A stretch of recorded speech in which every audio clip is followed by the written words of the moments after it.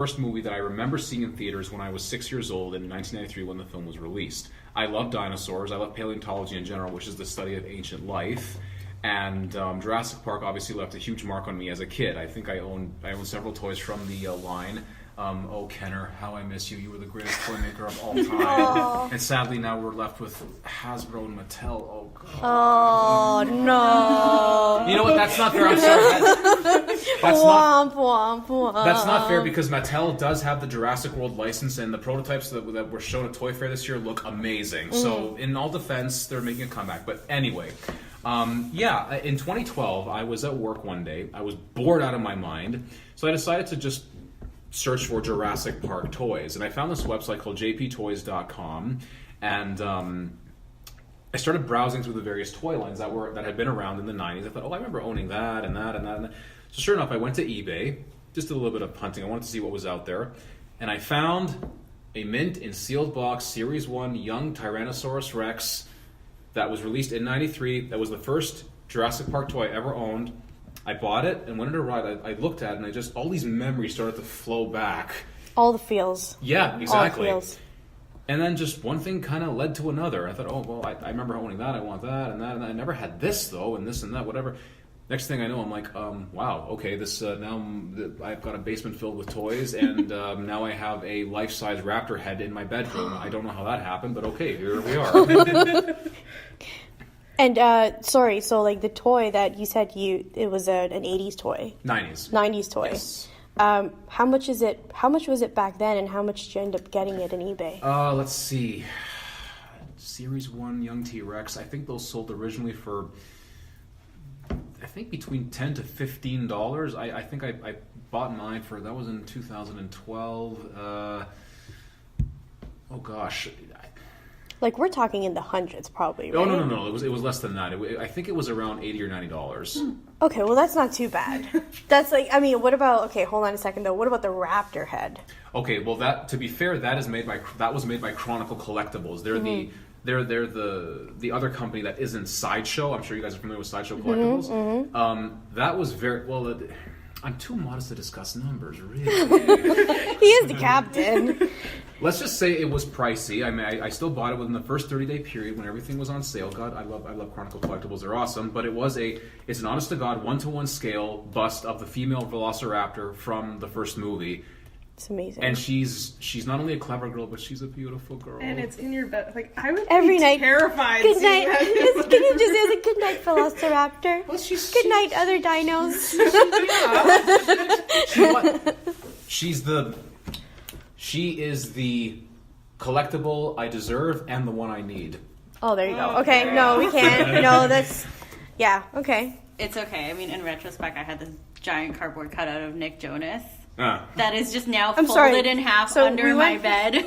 We just paralleled Velociraptor to Nick Jonas. Just imagine, going to someone's house and just seeing a raptor head on someone's bed. Oh, for sure. I had a life-size cardboard cutout of Nick Jonas at one point, and I still do, but now I just use it to scare my cousins when they sleep over. That is actually kind of scary. As I leave the bathroom, I just kind of plop it right there. And you should put glowy lights on his eyes and really give the whole J-Bro. I think the old early 2000s afro that he had kind of scared them enough. So yeah, that's scary, man. Fair. That's some S Club 7 stuff. Scary guy. We'll wait until we go to her house, I guess. So what's your not so much in terms of collectibles, but what's your favorite thing from the Jurassic Park fandom? So if it's a moment in the films or a specific character. Well, this is a hard question to answer because people remember Jurassic Park for the dinosaurs, which is ironic because the first film anyway, wasn't so much about the dinosaurs. It was about man's folly in thinking he can control and manipulate science and nature. Mm-hmm. Mm-hmm. Now, obviously dinosaurs are very cool and people grew up with them all the time with varying levels of interest. I like that Jurassic Park keeps that interest alive. But the thing is, Michael Crichton, when he wrote the original book, and I believe it was 1989, he wrote it with the latest in scientific discovery in mind. Now, of course, he took some creative liberties with it, most notably the Dilophosaurus with the frill and the spinning and so on and so forth. Mm-hmm. But to this day, people still think Well, Dilophosaurus had a frill. It spat venom. That Velociraptor was 6 feet tall. That T-Rex roared. Did you guys know T-Rex didn't roar? No, I didn't. What? No joke. Theropod dinosaurs did not roar like modern-day mammals. Think of it this way. There are videos on YouTube explaining this, but when was birds and reptiles are the closest living relatives of dinosaurs. When have you ever heard a crocodile or alligator or any sort of bird roar? Tuesday. No, I'm joking. Well, like, they make like sounds at like a low enough frequency that like humans don't hear. Right? Exactly. Yeah. But now take that low frequency sound and amplify to something as big as a T-Rex. Okay, so then you wouldn't hear Okay, anything, but that's at true. some Oh, okay. terrifying. Yeah, you're I'd rather hear it than not hear it. So, but with that in mind, there's all this great science, and then along comes Jurassic World in 2015, a film I loved. I saw it 14 times in theaters. I have no shame. My gosh. But they missed a golden opportunity to update the dinosaurs with the latest in scientific discovery. And of course, you have. Look, I love the fans, but some of these people are just so crazy. You suggest updating the dinosaurs? No, I gotta have my canon, my continuity, my childhood. Dinosaurs are too cool, and they suck with feathers. Calm down, Mrs. Doubtfire. You know, I realize that may sound hyperbolic, but that is the reality No, but of Jurassic you're Park talking to fandom. the right people. It's so Yeah. sad, and I think, guys, that bringing science into the mix isn't going to somehow destroy your childhood. It's going to open up new avenues. New things, yeah. And perhaps expand the story possibilities.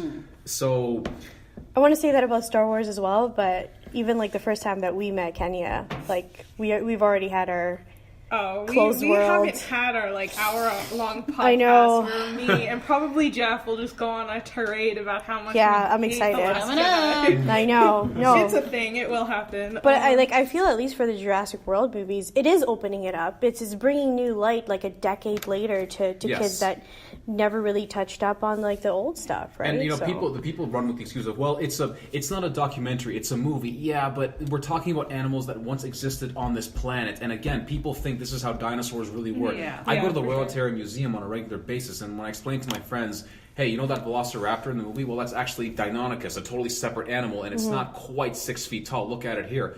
Oh, wow, that's incredible. Yeah, well, I'm educating you, yeah, sure, but people seem to think that if a movie's teaching you, then that's somehow a bad thing, or whatever. Oh, Yeah. gosh. I guess. But So, speaking of the new Jurassic World movies, like, how do you think they compare, as a Jurassic Park fan, how do you think that they compare to, like, you know, the ones in, like, the 90s and early 2000s? Nothing will ever top the original. It's simply not going to course. happen. Yeah. But Jurassic World is a superior movie to The Lost World or Jurassic Park 3. I loved The Lost World when I was a kid, sure, because there was more action, and even the animation work had been updated for its time, which was nice. But watching it now as an adult, I remember I did a marathon, you know, in preparation for Jurassic World in 2015. I thought, oh my god, this movie is just blah. Man, Spielberg really phoned this one in. It's filled with characters who do stupid things. The plot is just kind of eh. yeah. And while I don't necessarily mind the T-Rex rampaging through San Diego, it's like, okay, now this is just another monster movie. Yeah, Right? yeah. Oh my god, Godzilla. One of those, right? Well, like, we were watching the third one, me and Jeffrey were watching the third one this weekend, and Yeah. we were just like, dude, this kid's so annoying. They should have just left him in the island and, like, never came back. Well, did you know the third film didn't even have a finished script by the time it went into production? Awkward. And the third film explored some new ideas that I thought could have been great. Like, oh, we have a new antagonist theropod, a Spinosaurus. That's really cool. Sure, we have raptors. They can communicate now. These are interesting ideas. Let's go somewhere with this. But no, we'll just cram it all into an hour and a half of a family adventure flick. And by the way, we'll kill off the T-Rex before the second act is barely halfway through. What? Why you do this? Oh my god. The T-Rex dies and Tia Leone lives? Unfair. Yes. Oh my god. To Jesus. kind of bring everything back together and combine your two fandoms together, if you could take a superhero with you to fight or rescue the dinosaurs, who would it be and Oh, why? Green Lantern, hands down. My boy. Wait, hold on. Which one? I don't know that it really matters, but Hal Jordan, just because he's the most collected, I guess. Yeah. I can't trust Guy because he'd probably go crazy. I don't think anybody trusts Guy. Guy doesn't trust Guy. Yeah. He'd probably want to ride a T-Rex. I think Jon Stewart might be a bit too reserved about, no, they're dinosaurs. We should just leave them be. We can't go exploring. No, I need to consult with the Guardians. You know, that's on this. actually what Jon Stewart sounds like Phil Lamar when he did that voice in Justice League Unlimited. You're so good. You're so good at imitating people. The only one I can do is Ralphie from The Simpsons. Like Mrs. Hoover.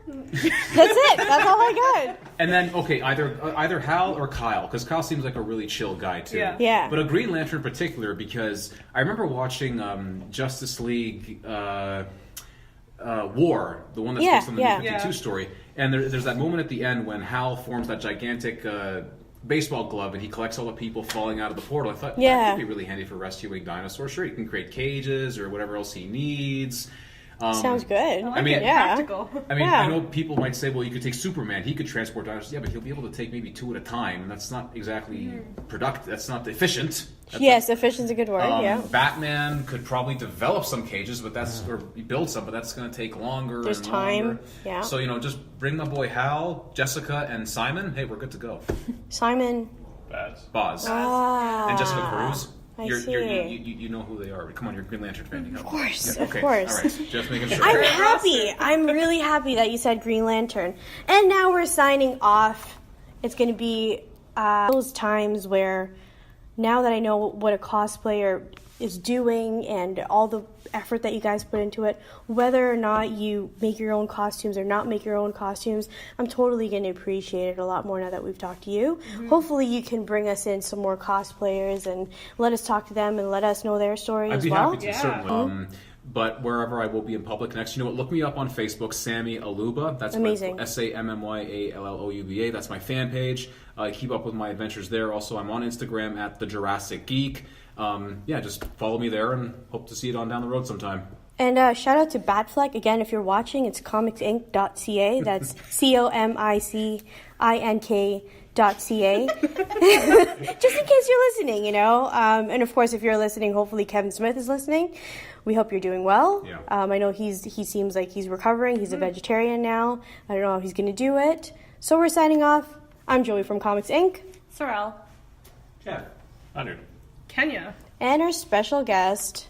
Captain America, thank you for having me. Bye, guys.